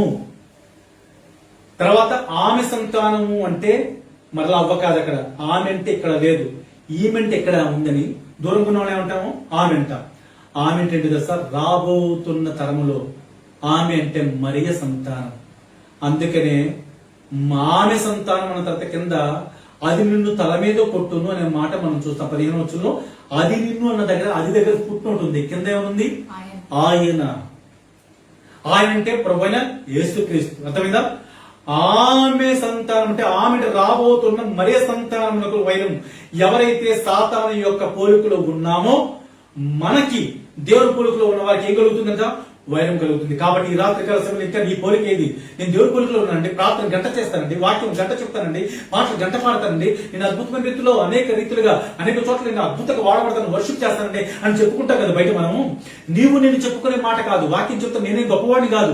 వాక్యం ప్రకారం చూస్తే హెబ్రీయులకు రాసిన పత్రిక 4:12 దేవుని వాక్యం రెండంచెలు గల ఎటువంటి కట్టము కట్టిన వాడిగా ఉండి ప్రాణాత్మలను కీళ్లను మూలుగును విభజించినంతవరకు దూర్చు వాటి హృదయ తలంపులను ఆలోచనలను శోధించుచున్నదని ఉంటుంది కదా అక్కడ వాక్యం. అంటే దేవుని వాక్యం రెండంచెలుగా ఎటువంటి కట్టము కట్టిన వాడిగా ఉంది అంటే మీతో మాట్లాడుతుంది, నాతో మాట్లాడుతుంది, నన్ను గుచ్చుకుంటుంది, నిన్ను గుచ్చుకుంటుంది. కాబట్టి ఈ రాత్రికాల సమయంలో నీ పోలిక ఏదో ఒకసారి ప్రశ్న వేసుకో. నేను దేవుని పోలిక అనుకున్నాను ఇప్పుడు దాకా అనే ఉంది ఆ వాక్యం. మరి మన మంటి నుండి పుట్టిన వారి పోలికను ధరించిన ప్రకారం మంటి నుండి పుట్టింది ఎవరు అంటే ఆదాము. ఆదాము చూసిన సంతానం అంతా కూడా దేవుని పోలిక అని అనుకున్నాము. కానీ ఆదాము అవ్వ దేవుని పోలికను కోల్పోయి సాతాను పోలికలకు వచ్చారు. అక్కడి నుంచి పుట్టిన మనము కూడా ఎవరి పోలిక? సాతాను పోలిక. ఈ పోలికలు నుంచి మనం ఏ పోలికలోకి రావాలి? ఇప్పుడు పరలోక సంబంధి పోలికలోకి రావాలి. పరలోక సంబంధి పోలికలోకి రావాలంటే అది నిన్ను తల మీద కుట్టున్నాడు కదా. ఆయన వచ్చి ఈ లోకములో మన యొక్క పాపం తన మీద వేసుకొని సిలువలోకి వెళ్లి సాతాను తలను చెత్త కొట్టాడు. చూసారా? అదే తల మీద కొట్టడం. ఆ రోజు చెత్త కొట్టిన సందర్భంగా ఆ సాతాను అనగదొక్కబడ్డాడు. కాబట్టి ఈ రోజు నీవు నేను కూడా పాపం చేసిన ప్రతి పాపాన్ని వచ్చిన జీతం మరణాన్ని తప్పించి ఆయన వేసుకున్నాడే, రక్తము కార్చాడే. ఆ రక్తము కార్చిన ఆయనలో ఏ పాపము ఏ దోషము లేదు. ఆయన పాపం ఉందని ఎవరు రుజుపరచలేరు. అలాంటి యేసు ప్రభు వారి రక్తములో కడగబడితే నీవు కూడా ఏ పోలికప్పుడు? దేవుని పోలిక. అర్థమైందా? నీ పోలిక అది. ఆయన స్వభావంలోకి రావాలి, ఆయన పోలికలోకి రావాలి. అర్థమైందా? యేసు రక్తంలో కడగబడిన ప్రతి ఒక్కరు ఆయన పోలికే. యేసు రక్తం కడగబడ్డానికి చెప్పుకోవటం కాదు. యేసు రక్తం నేను పాపిన ప్రభు అని తెలుసుకున్న ప్రతి ఒక్కరు చివరిలో ముగిస్తున్నాను. బైబిల్ ప్రకారంగా రోమా 3:11, రోమా 3:23 ఏ భేదం లేదు, అందరూ పాపం చేశారు, పాపం వల్ల జీవితం మరణం రోమా 6:23 మనం చదువుతాం. ఇలాంటి స్థితిలో ఉన్న మనలను యేసు ప్రభు వారు ఏ పాపము లేకపోయినప్పటికీ మన పాపమంతా తన మీద వేసుకొని పూర్తిగా రక్తము కార్చి, ఆ రక్తము కార్చిన తర్వాత ఆ సిలువులో తను సాతాను తలను ఏం చేశాడు? చిత్తకు త్రొక్కాడు. ఎప్పుడు రక్తంలో కడగబడితే నీవే పోలిక? పరలోక సంబంధి పోలిక. ఈ లోకి విడిచిపెట్టబడినప్పటికీ కూడా చాలా మంది కరోనా చనిపోయినప్పటికీ యేసును అంగీకరించి చనిపోయి ఉండుంటే వారు పరలోక సంబంధి పోలికలో ప్రభు రాజ్యంలోకి వారసులు అయి ఉంటారు కదా. అర్థమవుతుంది మీకు? కాబట్టి మానవుడు స్వతహాగా పాపముల జీవితం మరణం నుంచి తప్పించబడడానికి ఈ ప్రపంచంలో డబ్బు లేదు, పరిస్థితి లేదు, పరపత లేదు, డబ్బులు అది లోకంలో ఏది పనిచేయదు. కానీ ఒకటి మాత్రం సత్యం, నీ రూపం పరలోక సంబంధ పొలికలు మార్చబడాలంటే నువ్వు ఉన్న సాతాను పొలికని గుర్తిరిగి సాతాను పొలికలు నేనున్నాను ప్రభు, దేవుని పొలిక అనుకుంటున్నాను ప్రభు, వాక్యం తెలుసు ఆది కాడి నుంచి ప్రకటన వరకు అనుకుంటున్నానే. కానీ ఆ ప్రకటన వరకు తెలిసిన భౌతికంగా అందరూ కూడా గొప్పవాడిగా గొప్పదానిగా అనుకుంటున్నారు. కానీ అసలైంది నాకు ఈ రోజు అర్థమైంది. నేను ఉన్నది దేవుని పొలిక అనుకుంటున్నాను. కానీ ఈ రాత్రికాలం చూడడానికి దృష్టిలో మాట్లాడుకునే మాటలు అనేకమంది చేస్తూ వచ్చారు. కాబట్టి నా పోలిక దేవుని పోలిక కాదు ప్రభు, సాతాను పోలికని గుర్తు చేసుకోగలిగితే నీ పోలిక ప్రభు యొక్క రక్తం చేత నేను పాప అడగగలిగితే ఈ రాత్రి నీ లోపల ఉన్న ప్రతి పాపాన్ని తొలగించి అద్భుతంగా మార్చి పంపించడం చేయగలడు. ఇప్పుడు నీ యొక్క పోలిక, నీ పోలిక ఏ పోలిక? పరలోక సంబంధ పోలిక మారుస్తాడు. అటు రీతి కలిగిన పోలిక దేవుడు మనకి అనుగ్రహించును గాక. ఆమేన్. మరొకసారి వాక్యం ఉన్న ప్రతి ఒక్కరికి వందనాలు. ఈ సమయంలో మనము ముగింపు ప్రార్థన చేసుకుందాం. అనేక పరిస్థితుల గురించి ప్రార్థన సహాయం కోరారు. అయితే పరిస్థితులు బట్టి సమయాన్ని బట్టి నేను ప్రార్థన చేస్తున్నాను. దయచేసి మీరందరూ కూడా ఏకీభవించవలసిందిగా హృదయపూర్వకంగా కోరుతున్నాను. కాబట్టి ఇక్కడ ప్రార్థన చేసుకుందాం. దయచేసి మరొకసారి ప్రియులు అబ్రహాం గారికి ఉన్నారని తెలియపరుస్తున్నాను. మిగతా వారు కూడా ఏకీభవించవలసింది కోరుతున్నారు. మా గొప్ప తండ్రి యేసుక్రీస్తు ప్రభువా, నీకు వందనాలు స్తోత్రాలు చెల్లిస్తున్నాను. ఈ రాత్రికాల సమయంలో ప్రభువా, మీరు ఏర్పాటు చేసిన ప్రేయర్ ఫర్ ద నేషన్స్ అనే యొక్క టీంలో నన్ను 70వ రోజు అద్భుతమైన రీతిగా 6 రోజులు నీవు కష్టపడి పని చేసుకోవచ్చు. 7వ దినం ప్రభువైన యెహోవాకు విశ్రాంతి దినం అని చెప్పి మీరు సెలవిచ్చినట్లుగా 7 అనే సంపూర్ణ సంఖ్య గల 70వ దినం అద్భుతంగా నాకు కలుగు చేసినందుకే స్తోత్రం.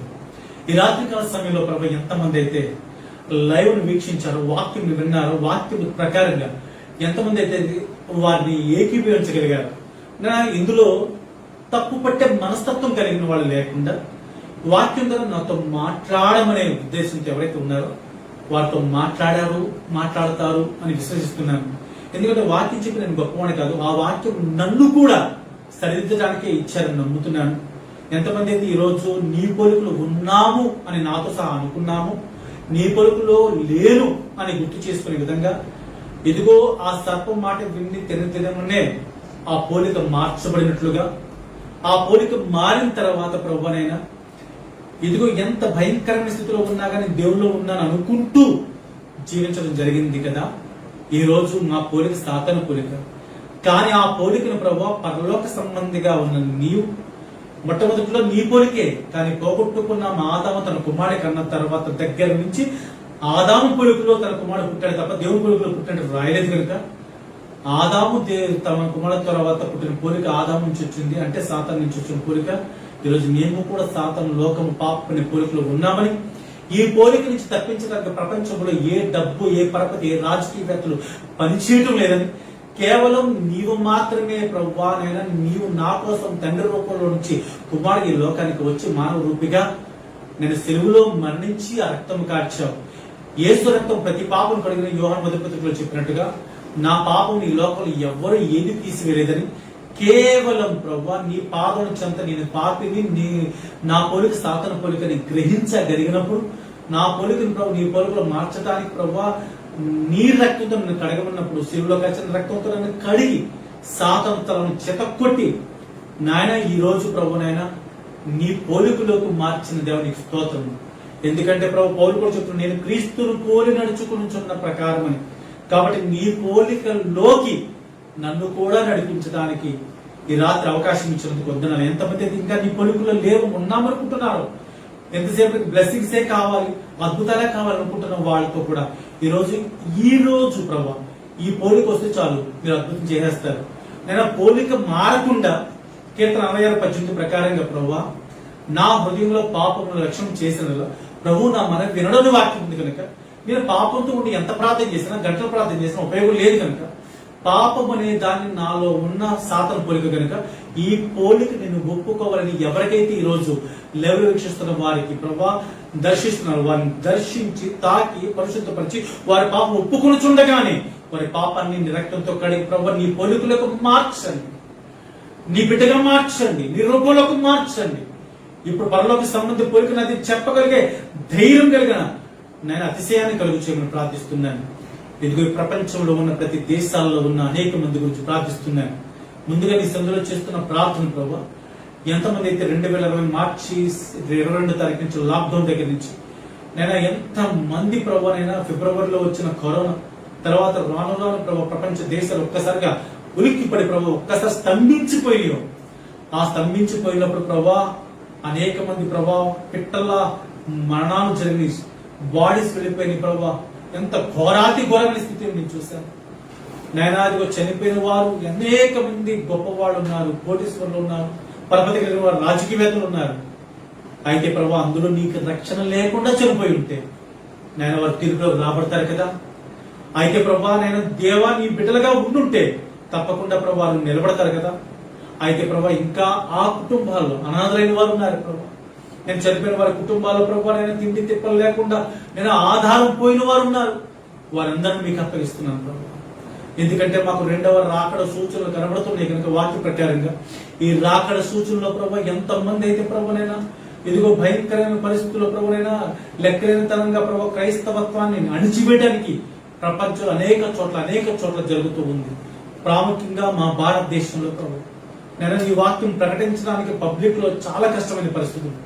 ఈ వాక్యమే కాదు అనేక రీతులుగా ప్రభావ మతోన్మాదు నీ కార్యక్రమాలకి ప్రభావ అడ్డు తగులుతున్న పరిస్థితులు అయినప్పటికీ కూడా మేము ఎవరిని విమర్శించలేదు. మీ వాక్యం సెలవిచ్చింది లూకాసు వార్త 6:27లో మీ శత్రువులను ప్రేమించుడే అనే మాట. కాబట్టి శత్రువులు మేము ప్రేమిస్తూ ఉన్నాం. ప్రేమించగలిగే ఆ యొక్క బాధ్యత మాకు ఇవ్వమని ప్రార్థిస్తూ ఉన్నాను. ఈ వాక్య ప్రకారంగా ప్రభు అటు రీతి కలిగిన ప్రేమను మాకు పంచండి. మేము కూడా అటు రీతిగా నిన్ను పొరుగుని ప్రేమించని వాక్య ప్రకారంగా నేర్పించండి. ఎవరు మాకు శత్రువులు కాదు, ఒక శాతం తప్పని గుర్తు చేసి మేము ముందుకు వెళ్ళడానికి సహాయం చేయండి. ఈ వాక్యంలో ప్రభు మీకు ఎంతమందికి ఈ వాక్యం వెళ్ళిందో ఆ వాక్యం మీ పోలికలో మార్చబడితే చాలు వారి కుటుంబాల సమస్య తీరుస్తారు. ఒకవేళ అప్పుల బాధ తీరుస్తారు. ఒకవేళ వారి ఇంట్లో ఉన్న ప్రతి విధమైన భయంకరమైన రోగమ తీరుస్తారు. వారికి ఉండే ప్రతి సమస్య ఎప్పుడు తీర్చబడుతుంటే నీ పోలికలోకి మార్చబడిన తర్వాత నీ బిడ్డలే కనుక మీ కార్యం చేయగలరు కనుక అట్టి రీతిగా సహాయం చేయండి. ఎంతమంది అయితే ప్రభునైనా ఎదుగో ఈ యొక్క కరోనాతో పాజిటివ్ లో వచ్చి నైనా చాలా మంది క్రైస్తవులుగా, చాలా మంది ప్రభు సేవకులుగా నేను ఎదుగో తెలుగు రాష్ట్రాల్లో కూడా అనేక మంది మరణిస్తూ వచ్చారు. నేను వారందరి కుటుంబాలను ఆదరించండి, ఓదార్చండి. ఆ కుటుంబాలు ఎంతమంది కన్నీళ్లు పెడుతున్నారో మాకు తెలియదు ప్రభా. ఎంతమంది వ్యాధంతో ఉన్నారో తెలియదు ప్రభా. మా పరిస్థితులు ఇలా అయిపోయి ఏడుస్తున్నా తెలియదు ప్రభా. నేనా ఇదిగో మీరు అనాథలను ప్రభా నైనా విడవని దేవుడు కాబట్టి మీరు తప్పకుండా వారిని దర్శించండి. వారికి కావాల్సిన ఏర్పాట్లు మీరు ప్రార్థన చేస్తూ ఉండగా మీరు పంపించండి. ఆశ్చర్యమైన కార్యాలు జరిగించమని మనస్ఫూర్తిగా వేడుకుంటున్నాను ప్రభా. ఈ భారతదేశం ప్రభునైనా ఎదుగు ఉన్న అధికారుల గురించి ప్రార్థిస్తున్నాం. మీరు తిమోతి పత్రికలో చెప్పారు ప్రభునైనా ఎదుగు అధికారుల గురించి, రాజుల గురించి ప్రార్థించమన్నారు. ఎదుగో మాకున్న ప్రధానమంత్రి గారి గురించి ప్రార్థిస్తున్నాం. ఆయన యొక్క మనసులో మంచి ఆలోచనలు కలిగి చేసి అద్భుతమైన పరిపాలన జరిగించండి. ఆయన మనసులో ప్రభునైనా నిన్ను రక్షించుకునే రోజు మీ చిత్తమైతే ఒక రోజు ఇవ్వండి. తప్పకుండా ప్రభా ఆశ్చర్యకరుడు మీరు. ఎందుకంటే గొప్ప గొప్ప ప్రమాదకరమైన వ్యక్తుల్ని మార్చగలిగిన గొప్ప దేవుడు మీరు కనుక మీ చిత్తమైతే ప్రధానమంత్రి గారిని మీరు దర్శించండి. వారిని వారి యొక్క సమస్యలు వారు పరిపాలించే ఆలోచన ఇక నుంచి మీరు ఇవ్వండి. ఇంకా అధికారులు, అనేక మంత్రులు, నేను పార్లమెంట్ లో ఉండేవారు కానీ నేను అనేక మంది కూడా లోక్సభలో ఉండేవారు అందరినీ కూడా మీరు జ్ఞాపకం చేసుకుని ప్రభా ఆత్మీయమైన స్థితిగతులు విచితమైతే రక్షణ మార్గం అద్భుతంగా అతి త్వరలో జరిగించేయండి. అలాగే మాకు ఇచ్చిన ముఖ్యమంత్రి గారు నేను వారికి చేసే ప్రతి పరిపాలన మీకు తెలుసు. ఆ పరిపాలనలో ప్రభా ఏది సక్రమైన పరిపాలన అది మీరు మంచి ఆలోచనతో వారికి ఇవ్వండి. అనేక మందిని దర్శించగలగటానికి, అనేక మందికి ఉపయోగకరంగా నేను ప్రతి చిన్న వ్యక్తుల దగ్గర నుంచి పెద్దవారి వరకు ఉపయోగకరంగా చేయమని, వారిని చక్కగా వాడుకోమని, వారి కుటుంబాన్ని అలాగే వారి కింద ఉండే మంత్రులను, వారి కింద ఉండే ప్రభు అనేక మంది ఎమ్మెల్యేస్ని, నేను ఎమ్మెల్సీలను అందరినీ కూడా మీరు జ్ఞాపకం చేసుకోండి.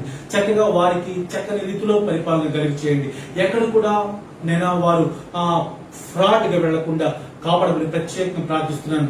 మా యొక్క రాష్ట్రంలో ఏది లోటు ఉందో నేను నీరు గురించి గొడవలు జరుగుతున్నాయి, ఆ గొడవలు సర్దుమణిగించి సహాయం చేయండి. అలాగే ప్రభు కరోనా వచ్చిన తర్వాత చాలా మంది నేను పరిస్థితులు బాగలేక, ఉద్యోగాలు లేక, నేను పనులు లేక వారికి ఆర్థికంగా ఇబ్బందులు పడుతున్న పరిస్థితులు ఉన్నాయి. మరి వాళ్ళకి ఎలా చేస్తారో మాకు తెలియదు. నీ పేరులోనే ఉంది ఆశ్చర్యకరుడని, ఆశ్చర్యమైన కార్యాలు ప్రభు. మీ చిత్తమైతే ఎవరికి ఏది లేదు వారికి చేయండి. ఎందుకు చెప్తున్నాను అని అంటే బైబిల్లో ప్రభు నేను విధవరాలకి ఆశ్చర్యమైన ద్వారాలు తెరిచినట్లుగా నేను ఏలియా కూడా ప్రభు ఉపవాసం కూర్చున్నప్పుడు నేను కాకుల ద్వారా ఆహారం పంపించినట్లుగా ఈ రోజు ప్రభు అద్భుతమైన కార్యం అనేక మందికి సమయానుకూలంగా ఏది ఎప్పుడు అవసరమో అది తప్పకుండా చేయమని మనస్ఫూర్తిగా హృదయపూర్వకంగా బ్రతిలాడు ప్రార్థిస్తున్నాను. ఇప్పటి వరకు ప్రభు ఈ 70 రోజు ప్రయాణం జరుగుతూ వచ్చింది. 69 రోజులు ఎంతమంది సేవకులను ఎంతమందికి ఉపయోగకరంగా మార్చుకున్నారు, వారి పరిచయంలో వారికి ఉన్న లోటుపాట్లను కూడా మీరు తీర్చండి. అనేక మంది కుటుంబాలు ఆదరించండి, ఓదార్చమని మనస్ఫూర్తిగా ప్రార్థిస్తున్న వారి సంఘాలకు పురుకొల్పి లేపమని ప్రార్థిస్తూ ఉన్నాను ప్రభా. అదే విధంగా ఈ యొక్క prayer for the nation team నైనా సభ్యులు, ప్రియులు, అధికారులు, నేను ఎడ్మిన్ గారు, నేను మోస అబ్రహాం గారు, అలాగే వారి కుటుంబంలో ఉన్న అమ్మగారు లేదా బిడ్డలు, వారి కుటుంబాన్ని కూడా మీకు అప్పగిస్తున్నాను రాజా. జ్ఞాపకం చేసుకుని వారు కూడా ప్రభునైనా ఇదిగో ఒక చర్చ్ కన్స్ట్రక్షన్ లో ఉన్నారు.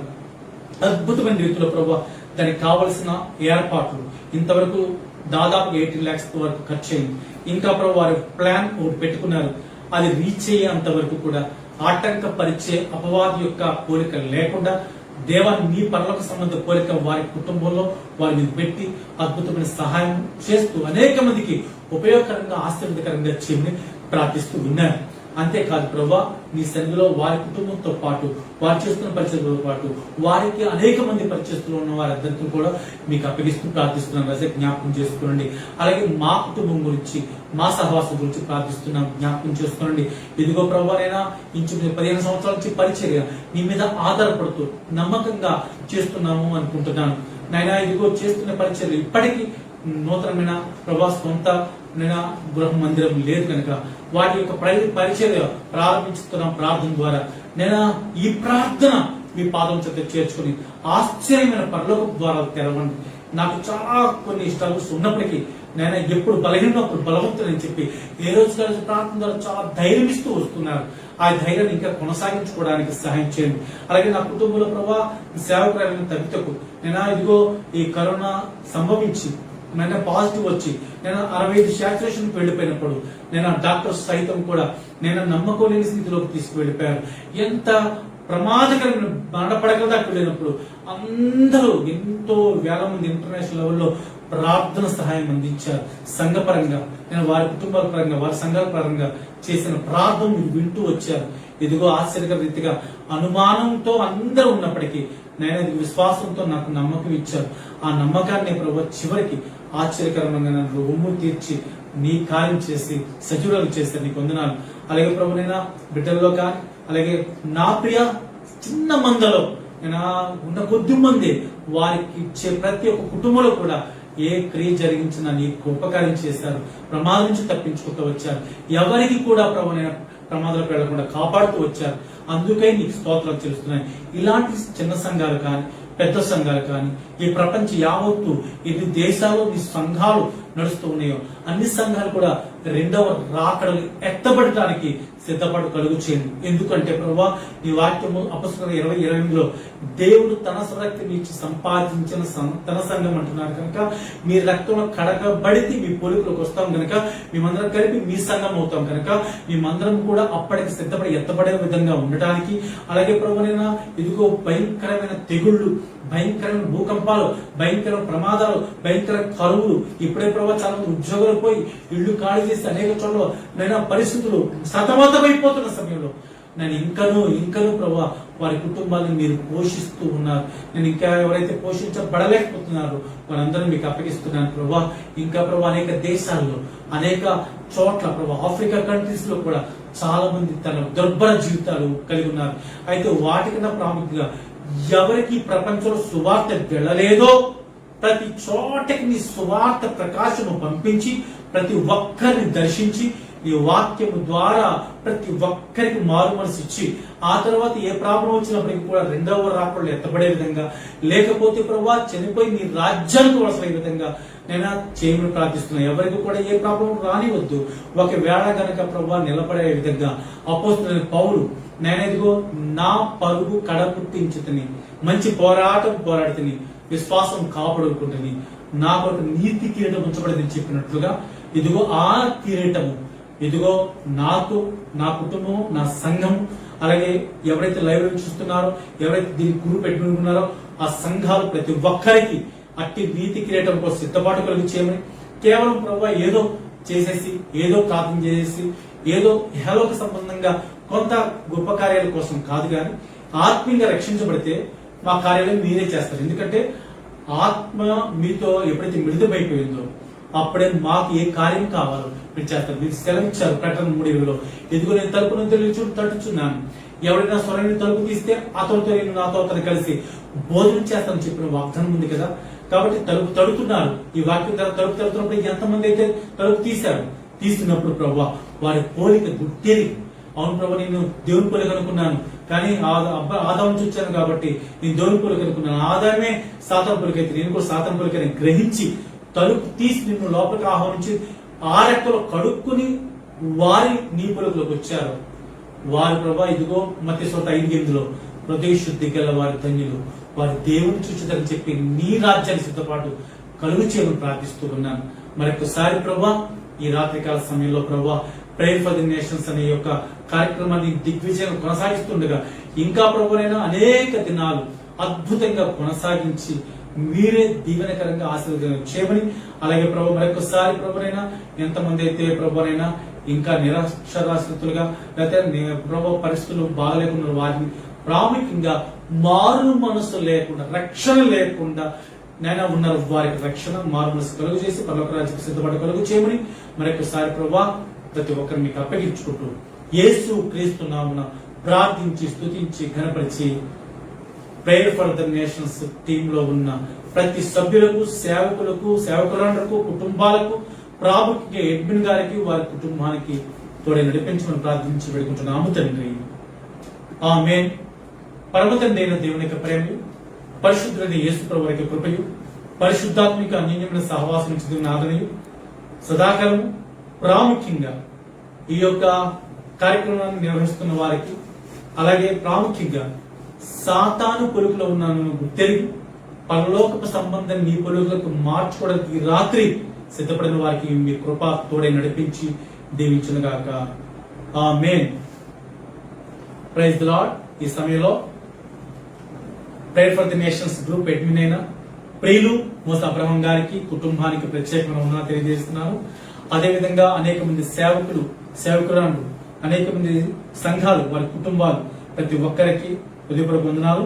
ఈ సమయంలో నాతో పాటు కుటుంబంగా సేవకులుగా తబిత, అలాగే కుమారుడు తబలా కొట్టిన కుమారుడు జోసఫ్ లాజరస్, పాట పాడిన ప్రిన్సీ లాజరస్, అలాగే మీకు పరిచయం చేశాం. కాబట్టి మీరు మా గురించి కూడా ప్రార్థన చేయండి. మా గురించి ప్రార్థనతో పాటు తప్పకుండా కొన్ని పరిస్థితులు ఉన్నాయి, ఆ రిక్వెస్ట్ మీకు ప్రార్థన చేశాను. తప్పకుండా మాకు కూడా త్వరలో దేవుడి కార్యం చేయాలని ప్రార్థించేద్దాం. దేవుడు మనం దీవించును గాక. ఆమేన్. Thank you. Praise the lord.